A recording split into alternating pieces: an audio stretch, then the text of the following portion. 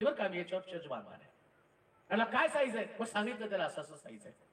त्याने माझ्याकडे बघितलं आणि मला म्हटलं, तुझे चर्च बांधायला लागला ना, एक तर तुला फॉरेनरनी मदत केली पाहिजे किंवा देवानं तुला कृपा पुरवली पाहिजे.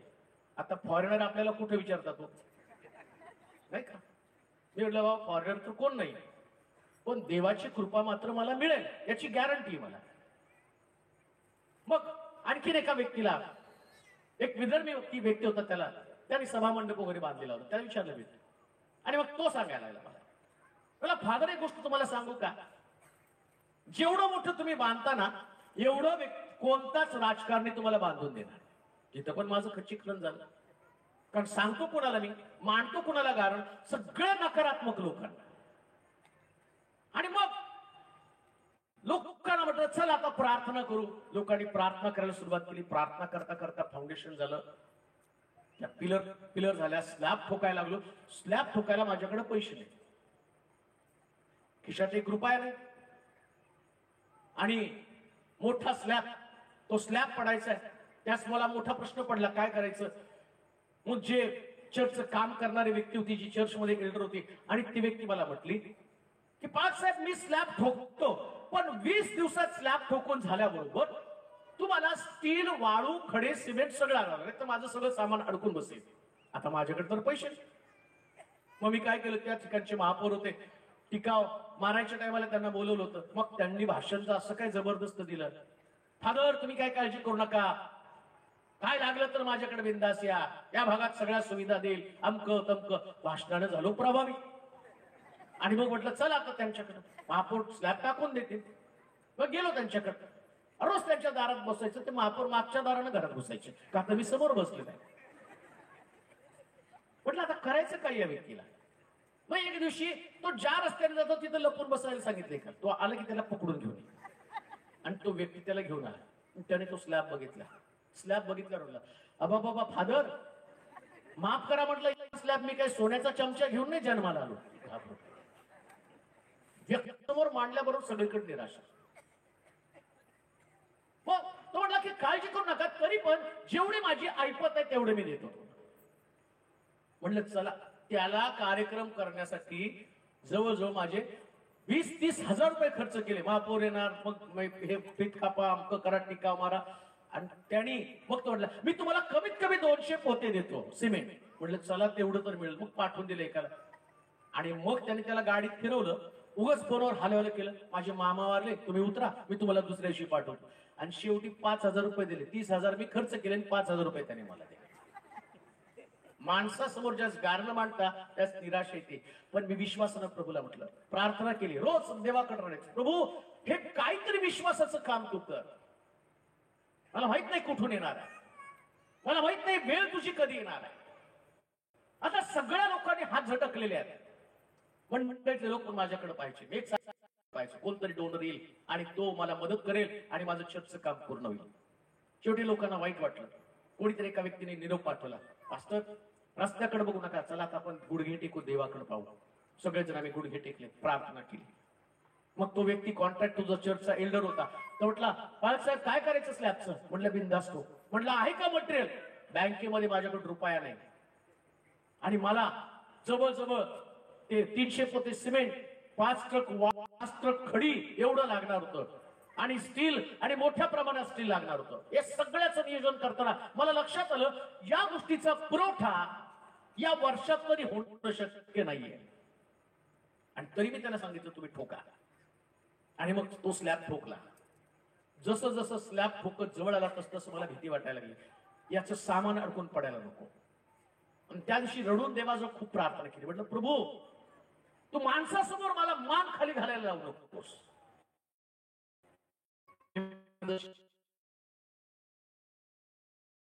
तुझी सेवा करण्यासाठी निघालेला आहे, माणसासमोर मला खाली मान घालण्याची वेळ देऊ नकोस.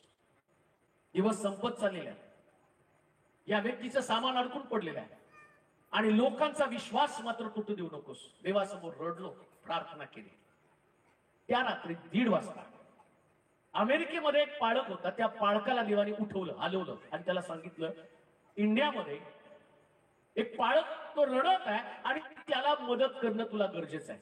आणि स्टील साठी लागणारी रक्कम त्याच रात्री त्यानं माझ्या खात्यावरती पाठवून दिली. मी अजूनही त्याला पाहिलं नाही.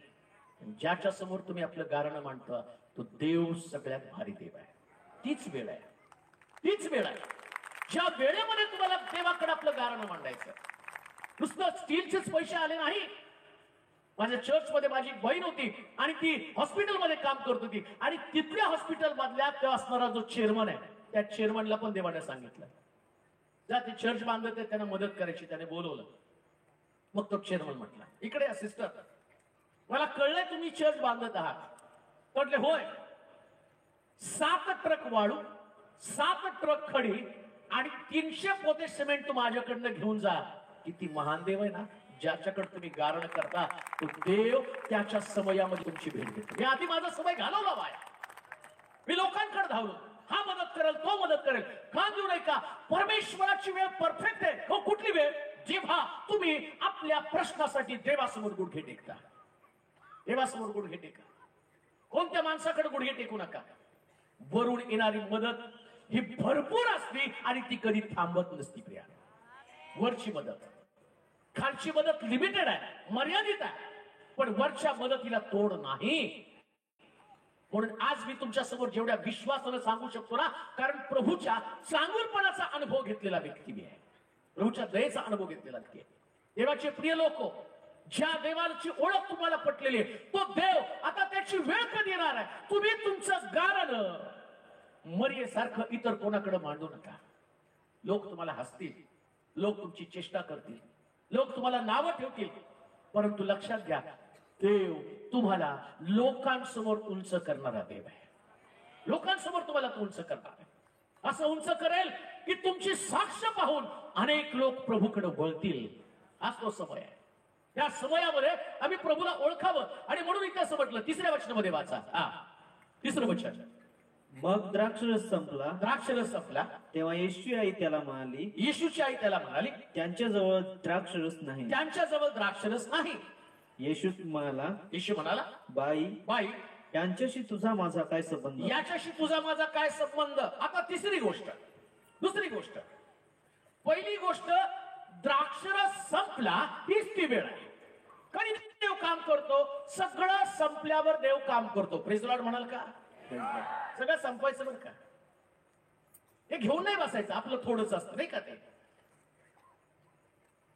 तुम्ही कधी कधी थोडस घेऊन बसता. सगळं संपू द्या. मुळात काय प्रॉब्लेम आहे माहिती का? मी तुमच्या घरांमध्ये बघितलं, बऱ्याच लोकांच्या घरामध्ये सगळ्यांकडे पोते भरून ठेवलेले असतात. संपत नाही ते, तसेच भरून ठेवलेले असतात नाही का. मग संपलं नाही तर देव चमत्कार कसा करणार आहे? संपायला तर पाहिजे ना. आम्ही म्हणाल का? संपलं पाहिजे. आणि काही लोकांना आता देव तो देव आहे. पवित्र शास्त्रामध्ये असं लिहिलं, देवानं इस्रायल लोकांना मिस्रातनं बाहेर काढलं. त्यास तो काय म्हटलं माहिती का? रोज सकाळी तुम्हाला मानना मिळेल. 6 दिवस जेवढं तुम्हाला लागतं तेवढंच देणार. जास्तीचं घेऊ. पण काही आळशे लोक होते, सकाळी लवकर उठायला नको. मग त्यांनी काय केलं? जास्तीचं 2 दिवसाचं साठवून ठेवलं आणि खाऊन झोपले. ते म्हटले उद्या सकाळी उठायची गरज नाही. बायकोला म्हटलं झोप, मी कालच घेऊन आलो दोघात आपल्या कुटुंबाला जेवढं लागतं. आणि सकाळी उठतील बघतील तर काय सगळ्यामध्ये किडे नाळ्या पडलेल्या आहेत. कारण देवाची रोज संपलं पाहिजे ना. आणि ती म्हटली अहो शेजारचे गेले बघा ते आणायला मानना. झोप ग, रात्री मी आणून ठेवलेले आहे. सकाळी गेलो ते भरपूर घेऊन आले, काळजी करू नको. आणि मग ती हसत असेल, बघा सकाळी उठून लोक उगं पळापळी करायला लागले. आमचा नवरा मी निवांत झोपले, आमची लेकरं आम्ही. आणि सकाळी उठून नवरा म्हणतो काढ ग, कालचं आणलेलं जरा भाजून शिजवून दे. ती म्हणते अहो किडे पडलेले आहेत. साठवलं तर किडे पडतात, जर संपलं तर देव पुन्हा वाढवतो, नवीन देतो. प्रिया कशासाठी साठवत आहात? कशासाठी साठवत आहात? संपून द्या. आणि संपणाऱ्या लोकांचाच देव आहे. आमीन म्हणाल को? सगळ्यांकडे जे म्हटलं उंटाला सुईच्या नाकातनं प्रवेश करता येईल, पण श्रीमंताला देवाच्या राज्यामध्ये प्रवेश. मग आम्ही म्हणतो मग आम्हाला किती आनंद वाटतो ना. मुळातच आपले पिक्चर पण तसेच गरीब श्रीमंत नाही. उसने उसका बदला लिया, इसने उसका बदला दिया. मैं गरीब था, तूने ऐसा किया वैसा किया. आणि आम्हाला पण वाटतं श्रीमंत लोक ते आमचे दुश्मन आहेत. नाही, जो धनावरती प्रेम करतो ना तो साठवतो त्याच्या जीवनामध्ये. मी आज एका संदेशाविषयी विचार करतो, तो वाचत होतो, त्याच्यात असलेलं की घाईनं मिळवलेलं जो धन साठवतो ना त्याची झोपच निघून जाते, त्याला झोपच येत नाही. ते संपलं पाहिजे ना. म्हणून जर काय म्हटला, मी कुणाचं कुवांडानं घेतलं असेल चौपट परत करतो आणि अर्धद्रव्य गरीबाला वाटून टाकतो, संपवतो सगळं.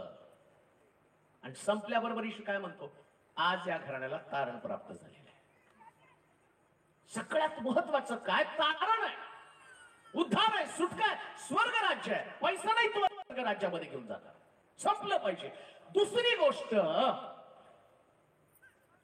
वेळ कधी येणार आहे, बाई अजून माझी वेळ आली नाही म्हटला. आता मरियेनं ती प्रोसेस सुरुवात केली. कोणती प्रोसेस? वेळ आणण्याची प्रोसेस. आणि त्या वेळेमध्ये तिने काय सांगितलं माहिती का, तो मला म्हटला माझी वेळ अजून आली नाही. मग मरियेला कळलं आता वेळ कशी निर्माण करायची. यानं पाण्याचा द्राक्षरस करावा किंवा यानं लग्नामध्ये संपलेला द्राक्षरस हा द्राक्षरसाचा पुरवठा याने करावा. मग कशी वेळ निर्माण करावी, त्यास तिने पहिला मुद्दा मांडला. काय म्हटलं माहिती का, येशू तिला सांगतो, बाई याच्याशी तुझा माझा काय संबंध.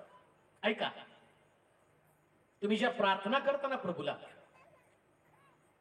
तुमच्या या नंदुरबार जिल्ह्यातलं, धुळ्यातलं, नवापूर मधनं, या भागातनं पुष्कळ लोकांचे कॉल्स मला येतात, पुष्कळ. जर तुम्ही माझ्या फोन मध्ये बघितलं तर दिवसभरामध्ये 300 ते 400 कॉल सातत्यानं चालू असतात. ते रात्री मी बंद ठेवतो. माझा फोन दिवसात 4 वेळा मला चार्ज करावा लागतो. का तर लोकांना प्रार्थना आवश्यक असतात. त्यांना असं वाटतं की मी प्रार्थना केली की देव उत्तर देतो, आणि पुष्कळ लोकांना देवानं उत्तर दिलं. पण आज जी गोष्ट मी तुम्हाला सांगणार आहे, तुम्ही देवाच्या वेळेमध्ये किंवा देवानं काम करावं अशी वेळ कोणती आहे, कोणत्या वेळेमध्ये देव काम करणार आहे. जसं तो मरीला म्हणतो माझी वेळ अजून आली नाही, तर पहिली गोष्ट तो काय म्हणतो, याच्याशी तुझा माझा काय संबंध. म्हणजे आता तुम्ही देवाकडे प्रार्थना सादर केली तर देव, येशू तुम्हाला पहिला प्रश्न करतो, तुझी प्रार्थना ऐकावी याच्यासाठी तुझ्यामध्ये आणि माझ्यामध्ये संबंध तरी कोणता आहे. काय नाते आमचं तुझं आणि माझं नातं आहे. हा ठीक आहे, मी तुझी प्रार्थना ऐकावी, तुझ्या घरातलं, तुझ्या लग्नामध्ये मी चव आणावी, तुझं लग्न, त्या लग्नातला द्राक्षरस संपला, आता तो द्राक्षरस तुला आवश्यक आहे हे मला माहितीये. पण कोणत्या नात्यानं मी तुझ्यासाठी द्राक्षरस तयार करू. नातं काय, देवाबरोबर तुमचं नातं काय. मुळामध्ये देवाशी तुम्ही नातं निर्माण कोणतं केलेलं आहे. काय नातं आहे तुमचं देवाबरोबर. नातं कधी तपासलं, देवाबरोबर माझं नातं काय आहे, आणि देव कुणाला देणार आहे. देवाला नातं निर्माण करायला आवडतं. एक वचन वाचा म्हणजे तुम्हाला समजेल की देवाला नातं कसं निर्माण करायला. निर्गमाचं पुस्तक त्याचा 33वा अध्याय आणि त्याचं 11 वचन. निर्गमाचं पुस्तक 33वा अध्याय 11 वचन. हा, अशी बोलावे तसे परमेश्वर मोशेशी समोरासमोर बोले. मित्राशी बोलावं तसं परमेश्वर मोशेशी समोरासमोर बोलत असे. देव प्रत्येकाबरोबर मित्रत्वाचं नातं निर्माण करू इच्छित आहे. ऐका, काय तुमचा संबंध देवाबरोबर.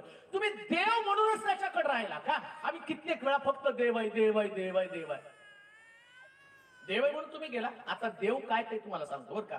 देव आणि मित्र या दोन गोष्टी मधला फरक मला तुम्हाला सांगणं गरजेचं आहे. देव जो आहे तो म्हटला मी ईर्षावान देव आहे. माझ्या समोर तुला अन्य देव नसावेत, आपल्यासाठी कोरी मूर्ती करू नकोस, त्याच्या पाया पडू नकोस, असं करशील तर मी तुझ्या हजारो पिढ्या शापित करेल. हा देव आहे बरं का. देवाचं नातं निर्माण केलं तर देव तुम्हाला सगळे नियम त्याचे तुमच्यावरती लादत राहतो, लादत राहणार आहे. एक चूक केली की तुम्हाला दंड आहे. ऐका, हे का मी तुम्हाला सांगतो माहिती का.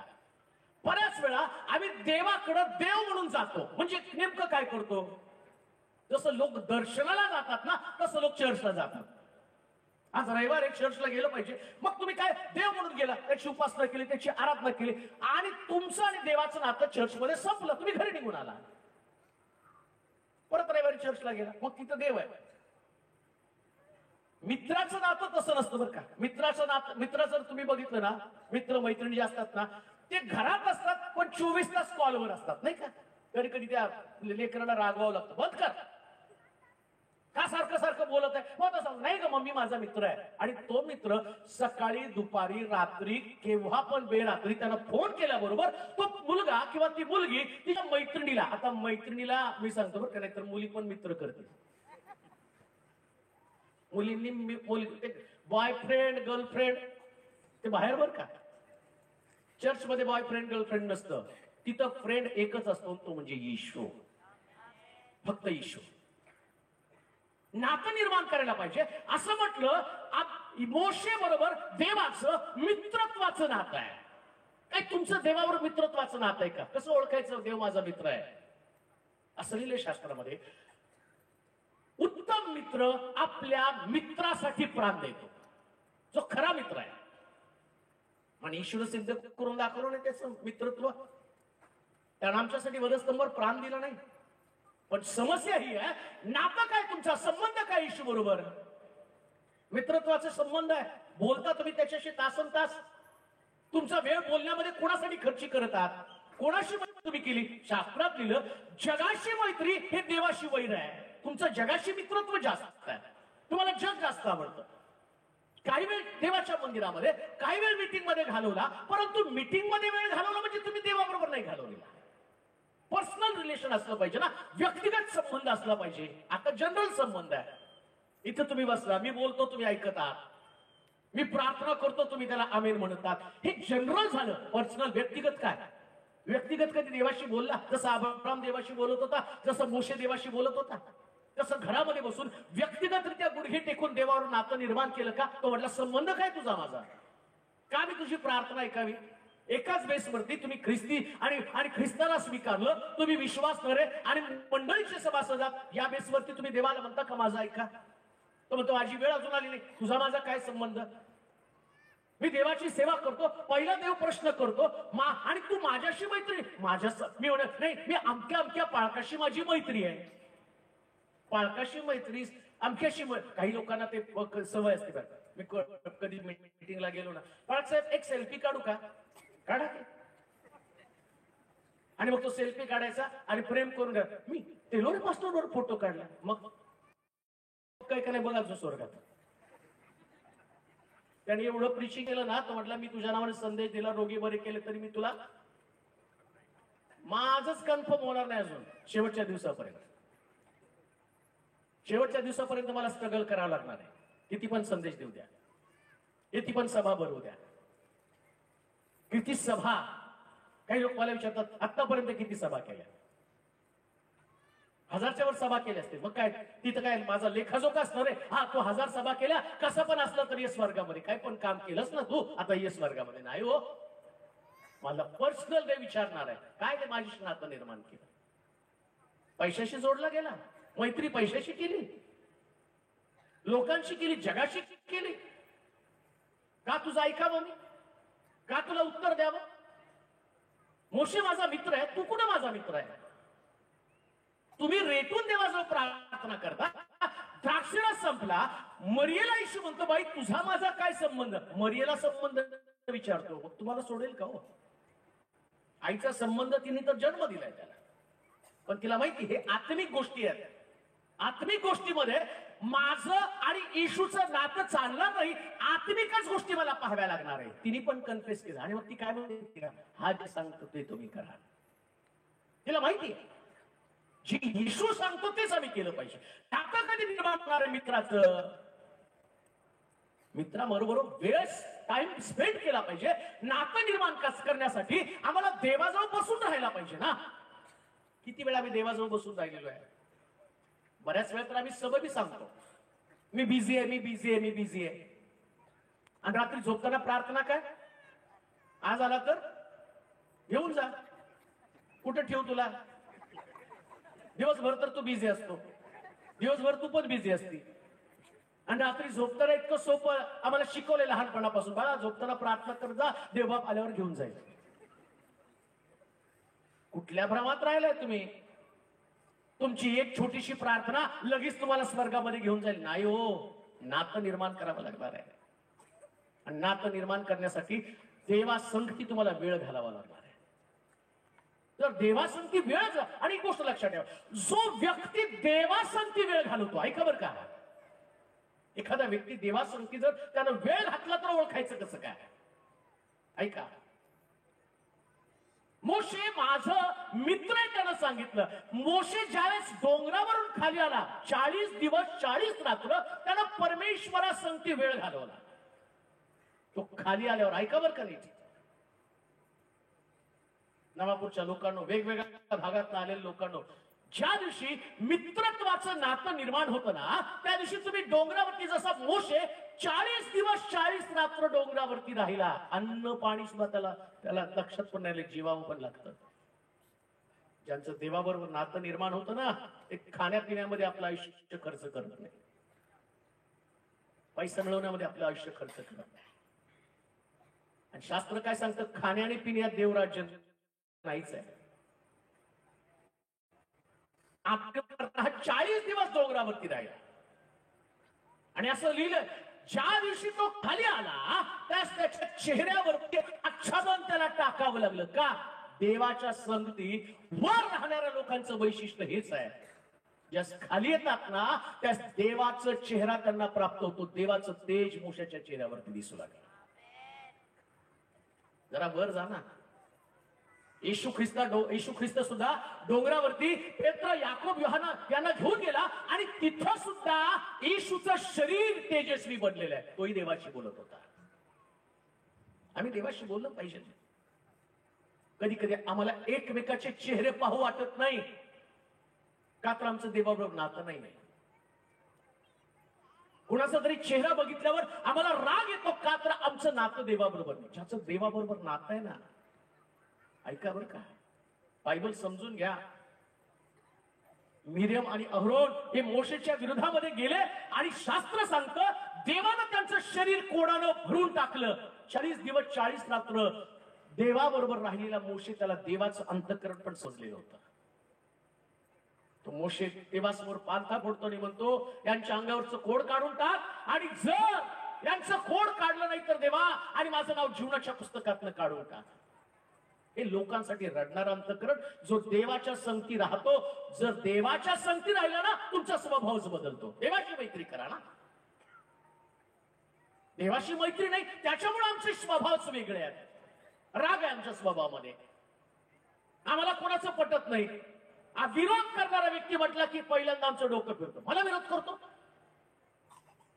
मला वाटतं मगाशीच एक फोन आला होता, त्या पालकाने त्याला सांगितलं, मला विरोध केला तर देव तुमच्या घरादाराचं वाटोळं करून टाकेल. हा कुठला मोशे? हा कुठला मोशे? इकडं मिरियम विरोध करते, अहरोन विरोध करतो, आणि इकडं मोशे त्यांच्या समोर पालखा पडतो, का तर देवाशी त्याची मैत्री आहे. ज्यावेळेस घरादाराचं वाटोळ हा शब्द निघतो ना, तुमची देवाशी मैत्री नसती, त्या लुसिफरशी मैत्री असते. कारण चोर येतो चोरी, घात आणि नाश करण्यासाठी. मग तुमच्या तोंडातनं नाशाचे शब्द निघतात. ऐका बरं का, तुमचं कोणाशी किती पण भांडण झालं ना, तरी तुमच्या मुखातनं कोणाला शिव्या शाप निघू शकत नाही. आमीन म्हणाल का? बऱ्याच स्त्रियांना पुरुषांना सवय असते, कोणी भांडलं की त्यांना म्हणतात तुझं वाटोळं होणारच आहे, तुझं असं होणार, तुम्ही मरणच जाणार आहे, तुला गाडीच उडवणार आहे. आणि चर्चमध्ये प्रार्थना चालू आहे, आणि तुम्ही प्रार्थना करताना सगळं होतं, आणि मग म्हणता देवा आता माझ्या घरामध्ये या प्रश्नाचं उत्तर मला. देव विचारतो, माझं तुझं नातं काय? माझ्याशी मैत्री केली तर तुझा स्वभाव का नाही बदलला? देवाशी मैत्री आहे, मग पवित्रता का नाही आली? का देवाचा स्वभाव नाही तुझ्यामध्ये आला? चर्चला जातो, तुझ्या तोंडात बिडी आहे, तुझ्या तोंडात तंबाखू आहे, तुझ्या तोंडामध्ये गुटखा आहे, तुझ्या तोंडाला मिस्त्री आहे. मला चांगला आठवतो, परवा औरंगाबादला मी एका सभेला गेलो, एक आंटी त्या ठिकाणात आल्या, आणि त्यांनी आल्यावर सांगितलं, भरत साहेब माझी साक्ष तुम्हाला सांगायची. म्हटलं काय साक्ष आहे? अनेक वर्ष मी गुटखा खात होते, माझा नवरा मला रागवायचा, मी तंबाखू खात होते, गुटखा. अगं तुझ्या तोंडाचा वास येतो, आणि मग तुला ते सोडता येत नाही का? पण जेव्हा तुमचे संदेश ऐकले, तेव्हा हा गुटखा पण गेला आणि हा तंबाखू पण गेली. का? कारण देवाशी नातं निर्माण केलं, संबंध निर्माण केल्यावर मनुष्य बदलून जातो. प्रियांनो, हे बदलायला सुरुवात आहे. एकदा बदलून बघा. चमत्कार मोठा तुमच्या जीवनामध्ये घडावं तर त्याच्यासाठी जसं मित्राचं नातं, तो तुझा माझा काय संबंध आहे? आज रात्री प्रत्येक व्यक्तीला हाच प्रश्न आहे. काय देवावर तुमचे व्यक्तिगत संबंध आहे? ऐका, माझा संदेश हजारो लोकांसाठी कधीच नसतो. हजारामध्ये एक व्यक्तीला जर देव समजला आणि तो व्यक्ती जर बदलला ना, तर या मीटिंगचं सार्थक होणार आहे. प्रिया, हजारो व्यक्तीमध्ये एखादा व्यक्ती, एक व्यक्ती बदलायला पाहिजे. एका व्यक्तीला ख्रिस्ताची ओळख झाली पाहिजे. प्रिया, आणि ख्रिस्त हा कोणाला धर्म बदलण्याचं काम करत नाही, पण जीवन बदलण्याचं काम करतो. हे ख्रिस्ताचं वैशिष्ट्य आहे. तो आल्यावर व्यभिचारी स्त्री व्यभिचार करण्याचं बंद करते. भाई, तुझ्या नवऱ्याला बोलव म्हटलं ना, घागर तिथंच टाकली आणि अख्खा शंभरोन ती आणि ख्रिस्ताकडे घेऊन आली. का? कारण तिनं ख्रिस्ताशी नातं निर्माण केले. नातं निर्माण करा. काय तुझा माझा संबंध आहे? का परिवर्तन होत नाही? का जीवन बदललं जात नाही? काम चालतं कर नीट होत नाही? संबंध प्रस्थापित करणं गरजेचं आहे. कोणता संबंध देवाबरोबर तुम्ही निर्माण केलेला आहे? नाही तुझा माझा काय संबंध? शास्त्र सांगतं त्यानं मोशे बरोबर संबंध निर्माण केला. आणि तो अजून एक वचन वाचा, याकोबाचं पत्र 2 अध्याय आणि त्याचं 23 वचन. याकोबाचं पत्र 2 अध्याय 23 वचन. हा, 2 अध्याय 23 वचन. अब्रामाने देवावर विश्वास ठेवला आणि ते त्याला नीतिमत्व असे गणण्यात आले आणि त्याला देवाचा मित्र म्हणण्यात आले. त्याला देवाचा मित्र म्हणण्यात आले. जो व्यक्ती देवावर विश्वास ठेवतो तोच देवाचा मित्र आहे. दुसऱ्या भाषेमध्ये मी असं म्हणेन, काना गावामध्ये पाण्याचा द्राक्षरस होण्याच्या अगोदर त्या लोकांनी मरियेवरती विश्वास ठेवला. ऐका बरं का, आता चमत्कार घडायला पाहिजे तर विश्वास मरियेवरती नको आहे. मग विश्वास कोणाला? अब्रामानं देवावरती विश्वास ठेवला आणि त्याचा विश्वास नीतिमत्व गणण्यात आलं आणि अब्राम असं म्हटलं आणि अब्राम देवाचा मित्र बनला. म्हणजे तुम्ही देवाचे मित्र कधी बनता माहिती का? ज्या दिवशी तुम्ही प्रभूवरती विश्वास ठेवता त्या दिवशी तुम्ही देवाचे मित्र बनता. प्रेज लॉर्ड म्हणाल का? तुम्ही विश्वास ठेवला की देवावरचे मित्र बनले. डॉक्टरवर विश्वास ठेवू नका बरं का. कोणी डॉक्टर असेल तर माफ करा. पोलिसावरती विश्वास ठेवू नका, जज वरती विश्वास ठेवू नका, पण देवावरती विश्वास 100% ठेवा. देवावरती विश्वास ठेवा. काय नाही मिळालं येशूला? निर्दोष असताना वधस्तंभावर लटकला ना. काय नाही मिळालं योसेफाला? नीतिमत्व असता, नीतिमत्वाचं जीवन जगताना पोटीपाराच्या घरामध्ये त्याच्या ना. कोणावरती विश्वास ठेवा? पहिलाच निकष काय? तुमचा देवावरती विश्वास असला पाहिजे. तुमच्या मित्राची ताकद तुम्हाला समजू द्या. एक गोष्ट ध्यानात ठेवा, तुमचा मित्र जगातला सगळ्यात पॉवरफुल मित्र आहे. सगळ्यात पॉवरफुल मित्र. त्याला कोणी सुद्धा हरवू शकत नाही. शास्त्र काय सांगतं? जो शेवटचा शत्रू मरण, या मरणाला सुद्धा त्यानं दुभागलं, मरणाला पार केलं आणि तो मरणातनं जिवंत झाला. मग तुमचा मित्र तुम्हाला मरू देईल का? त्याला जीवनाचा दोन्ही रस्ता माहिती आहे. मग मरिया म्हणत नाही का, तू जरी असता तर माझा भाऊ मेला नसता. तिला ताकद माहिती येशूची. येशू असता तर माझा भाऊ मरूच दिला ना, मेलाच नसता. मग येशू तरी म्हणतात चल आपण जाऊ कब्रस्तानकडे. आता त्याचा वास येत असेल, हे तर तुला माझं सामर्थ्य दाखवायचं ना.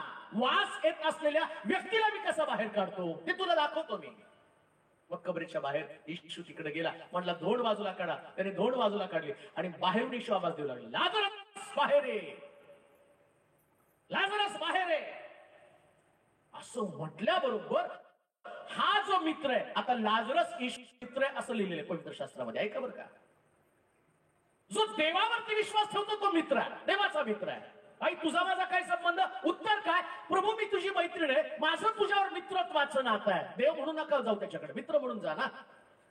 देवाकडे रिस्ट्रिक्शन आहे. देव म्हटल्यावर रिस्ट्रिक्शन तुमच्याकडे येणार, मित्र म्हटल्यावर रिस्ट्रिक्शन आहे. तुम्ही प्रत्येक मनातली गोष्ट त्याला सांगू शकता मित्राला. आता तुमचा पहिले तुमच्या मित्रावरती विश्वास पाहिजे. काय विश्वास आहे? तुम्ही असता तर माझा भाऊ मेल नसता. येशू म्हटला माझ्यावर एवढा विश्वास टाकला ना, चल आता कबरकडे. आणि मग तो कबरीकडे गेला. कबरीकडे गेल्याबरोबर लाजरस बाहेर ये असं म्हटल्याबरोबर असं लिहिलंय, माझ्या भावाच्या शरीरातनं आता वास येत असेल, सगळे त्याचे अवयव संपले.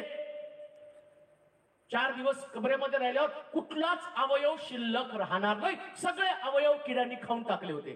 पण येशू या मित्रानं आवाज दिल्याबरोबर लाजरस कबरेतनं जिवंत बाहेर आला. ही तुमच्या मित्राची ताकद आहे. ही तुमच्या मित्राची ताकद आहे. हा विश्वास तुमच्याकडे असला पाहिजे. तुमच्या बॉडीवरती विश्वास ठेवू नका. काय तुमची बॉडी आहे, कशा पद्धतीने ती बॉडी काम करत आहे. मला चांगलं आठवतं, एकदा मी बाप्तिस्मे देत होतो चर्चमध्ये आणि माझी पुतणी प्रेग्नंट होती. आणि मग तिचा 3रा महिना शेवटचा तो चालू होता. त्या शेवटची तारीख तिच्याकडे होती आणि ती डॉक्टरला दाखवायला गेली. आणि डॉक्टरनं सांगितलं की बाई, तुझ्या पोटामध्ये जे बाळ आहे त्या बाळाची वाढ नीट झाली नाही.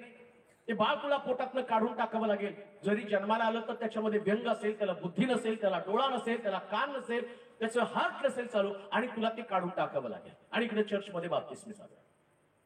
आणि तेवढं सगळी चर्चा चालूच असताना माझी आई आणि ती फोनवर त्या माझ्या पुत्नीला समजावून सांगत आहे, अगं काळजी करू नको, त्यात याचे वडील, या नीलूचे वडील ते आमच्या चर्चमध्ये एल्डर आहे. आणि मग त्यांनी माझं लक्ष बाप्तिस्म्याकडे नाही. मग तेवढ्यामध्ये त्यांनी तो फोन घेतला आणि मग तिला सांगायला लागले, डॉक्टर सांगतात ते ऐकू नकोस.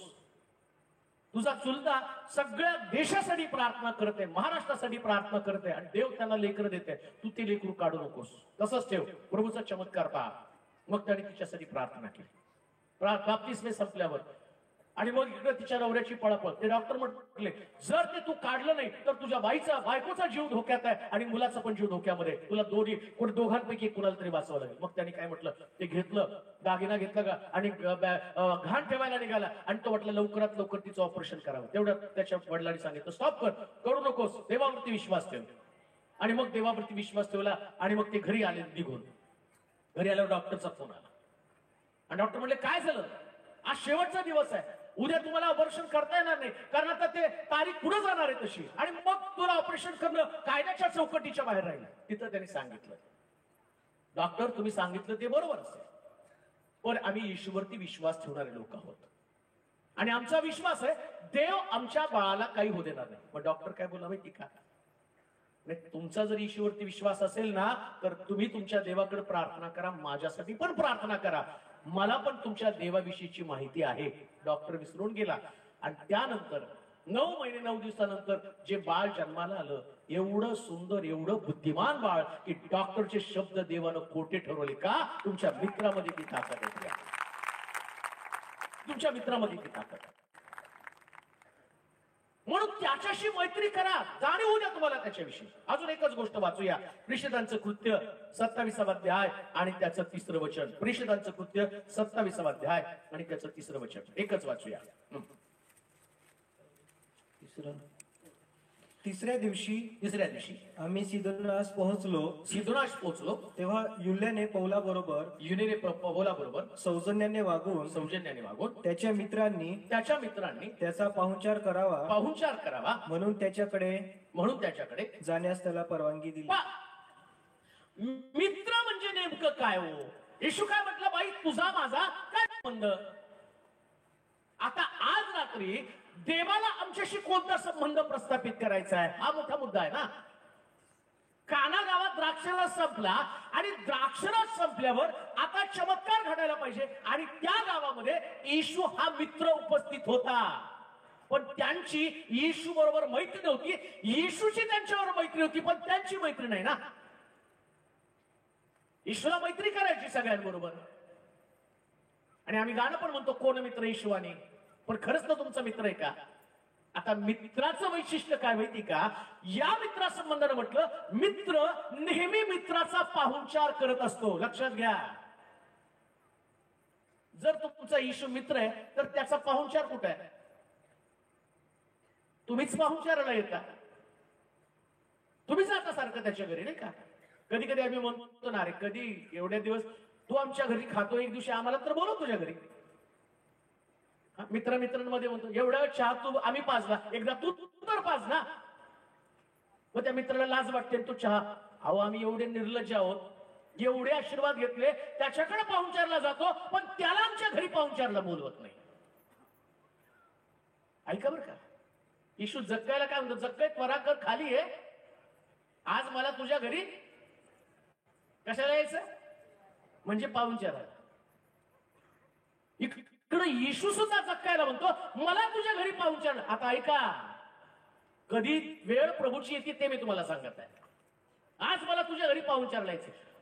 प्रकटीकरणाच्या पुस्तकात म्हणतो, तो पहा मी तुम्हाला शिवाय दार ठोकीत आहे, जो कोणी माझी वाणी ऐकतो मला आतमध्ये घेतो, मी आतमध्ये येईल आणि त्याच्या बरोबर जेवेल, म्हणजे त्याच्यावर पाहुणचार करेल. हे प्रकटीकरणाच्या पुस्तकात पण सांगितलं. आणि काना गावामध्ये पण येशू आला मैत्री करण्यासाठी, पाहुणचार घेण्यासाठी. तिथं पाहुणचार द्यायला पाहिजे ना. कोण पाहुणचार देते त्याला, कसला पाहुणचार आहे ते मी तुम्हाला सांगणार. वेळ कोणती आहे, बायबलच्या वचनाची डेप्थ, याची खोली तुम्हाला समजणं फार गरजेचं आहे. असं स्मोघम वाचून नाही चालत बायबल. कानागावात चमत्कार घडला, आमच्याही घरामध्ये तिनं असं लिहिलं, त्यानं चिन्ह दाखवून आपल्या कार्याला प्रारंभ केला. आज या मीटिंग मध्ये पण चिन्ह घडलीच पाहिजे, घडलीच पाहिजे चिन्ह. औरंगाबाद मध्ये परवा गेल्यावर त्या एका बहिणीनं सांगितलं, आजपर्यंत सात वर्ष 7 वेळा माझं मिसकॅरेज झालं, पण एक सभा, त्या सभेमध्ये तुम्ही आला, भविष्यवाणी केली माझ्यासाठी, मिसकॅरेज तुझं बंद होणार आहे, प्रभू तुला आशीर्वाद देणार आहे. आणि तिने सांगितलं, पास्टर आज 7 वर्षानंतर मी 7 महिन्याची गरोदर आहे का, तर प्रभूनं मला तो आशीर्वाद दिलेला आहे. प्रत्येक मीटिंग मध्ये घडायलाच पाहिजे, कारण घडवणारा व्यक्ती नाही, घडवणारा देव आहे. पण घडतं कधी माहिती का, त्याचा पाहुणचार तुम्हाला करता आला पाहिजे. काय आहे पाहुणचार, जर ते त्वरा कर, खाली आज मला तुझ्या घरी यायचं आहे. पाहुणचाराची पहिली अट काय माहिती का, खाली उतरायला पाहिजे. हो, जिथं मी बसलोय ना, एक जागा, तिथं त्या अहंकारामध्ये, एक निर्णयामध्ये जाऊन आम्ही बसलो, मी कोणीतरी आहे. जग काय वर जाऊन बसलेला आहे, आता मला वरची जागा सोडायची. कोण आहात तुम्ही, कोणतं तुमचं स्थान आहे, काय तुमचं स्टेटस आहे. लक्षात घ्या, देवासमोर आमचं स्टेटस शून्य आहे. दावीद राजा काय म्हणतो, इस्रायलाच्या या कराच्या कोशापुढे माझ्या देवासमोर मी नाचेल आणि अधिकच नाचेल. एखाद्या हलकट मनुष्यासारखं ती म्हणते, देवासमोर राजा सुद्धा झालेला आहे. नम्र व्हायला पाहिजे बरं का. पाहुणचाराची पहिली अट, मला माझी जागा सोडलं पाहिजे. एक जागेवरती मी बसलेलो आहे, मी खूप ज्ञानी आहे, माझ्या मग खूप शक्ती आहे, माझी खूप ओळख आहे, मी अमकाय मी तमकाय, सोडा होते सगळं. श्रीमंत माणूस मेला ना, दरिद्री लाजरस मेला, श्रीमंत माणूस नरकामध्ये यातना भोगत आहे, लाजरस सुखलोकामध्ये आनंद भोगत आहे. आणि तिकडं अब्राम, त्याचा बाप काय म्हणतो, आता इकडचा माणूस तिकडं नाही, तिकडचा माणूस इकडं नाही. कोणी एकदा मेल्यावर इकडचं तिकडं होऊ शकत नाही. जिवंत असताना निर्णय घ्यावा लागतो, माझी जागा मला सोडावी लागते. मेल्यावरती काही नाही, मेल्यावर कोणी प्रार्थना करू शकणार नाही. लाख पाळकानं प्रार्थना केली, देवा हा आत्मा तू स्वीकार, प्रभू त्या आत्म्याचा स्वीकार करणार नाही. परवा एका बाईने मला फोन केला, रडत होती फोनवर, माझा छोटा मुलगा मेला, तो मेल्यावर आता कुठं असेल पाळक साहेब, तो स्वर्गात असेल का नरकात असेल, मी तुमचा आणि मृत्यूनंतर काय हा संदेश ऐकला आणि मला सुटफुट लागली, माझं मेलेलं मुलगा कुठं असणार आहे. मी म्हटलं या प्रश्नाचं उत्तर द्यायला मी देव नाही, देव ठरवेल कुठं. आणि हा प्रश्न तुम्हाला विचारू पण नको का, कारण देव मेलेल्यांचा नाही, देव जिवंताचा आहे. तुझा मुलगा गेला, आता तो परत येणार नाही, पण तुला पश्चाताप करून देवाच्या राज्यामध्ये जावं लागेल, याच्यासाठी प्रयत्न कर. तसलाच मुलगा देवाने मला परत द्यावा, हा पण अधिकार माझा नाही, अशा प्रार्थना पण होऊ शकत नाही. तसलाच मुलगा दे, कारण बायबल सांगतं एकदा जन्म आणि त्यानंतर मरण, आणि मरणानंतर न्याय होऊन चुकलेला आहे. कोणी जन्माला परत येऊ शकणार नाही, एकच जन्म आहे, जन्मानंतर मृत्यू, मृत्यूनंतर न्याय ठरलेला आहे. आणि या न्यायाच्या प्रसंगामध्ये पाहुणचार येशूचा करणं आम्हाला गरजेचं आहे. त्याला घरी बोलवायला पाहिजे, त्याला जेवायला घातलं पाहिजे. काय जेवायला घातलं, जक्कयाला, जक्कयाच्या घरामध्ये येशू गेला, जागा सोडली. नम्र झाला, देवाचे प्रिय लोक, जागा सोडा. माझं येणं या ठिकाणी सार्थक कधी होईल, कोणीतरी आपली जागा सोडली पाहिजे. बदल व्हायला पाहिजे बरं का.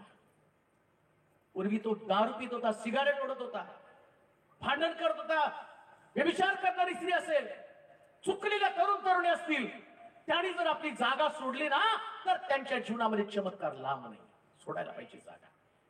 जागा सोडली नाही तर प्रभू तुमच्या घरी कधीच येणार नाही. पण जागा सोडून पहा एकदा.